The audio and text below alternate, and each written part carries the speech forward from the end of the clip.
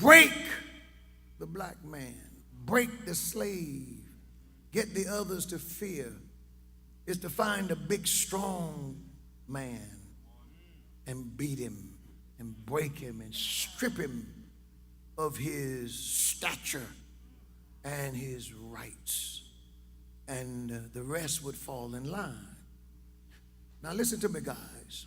There is a plan afoot by the devil that's designed to feminize black men. Feminize. They want to feminize your brothers first so that they can homosexualize you next. It's a plan. And you gotta recognize the feminization of men. I'm going to preach about working out. I'm headed somewhere. And so I'm invited for a men's weekend, right? And so I want to talk to the men. Black men are wearing their hair like girls. You're not saying anything now. You can't erase scripture. And brothers, don't walk out. Be tough enough to hear me out. I'm on your side. I'm on your side. And if I say something that just sets you off, do not charge this to the pastor. You charge this to me. And when I'm gone, tell the pastor, don't ever bring him back anymore. But Paul taught that there should be a distinction between the sexes in hairstyles, in the way we walk, in the way we behave. We're seeing a wicked blending. They ought to be able to look at you at a glance and tell that you are a man.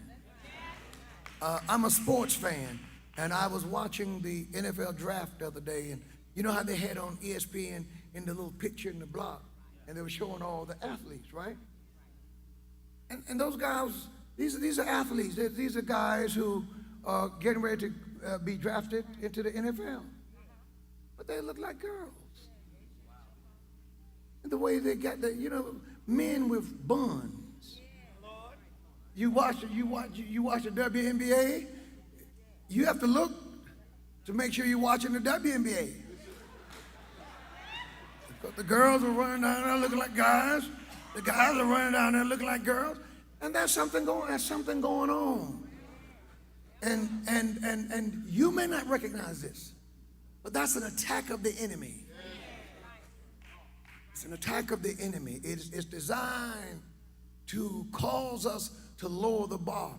I despise with a passion the soft bigotry of low expectations that is given to us.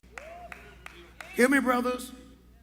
Why you bring up abortion on Men's Day? Because at least in the black community, the sister says 81% of the time, if he would just take care of the baby, she would have the baby.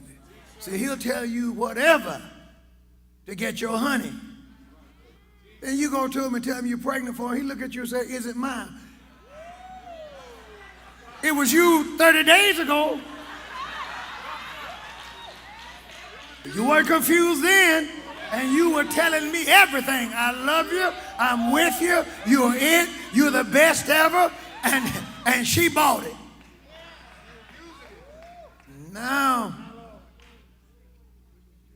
it's amazing that being 13% of the population, we're responsible for at least 39 to 40% of the nation's abortions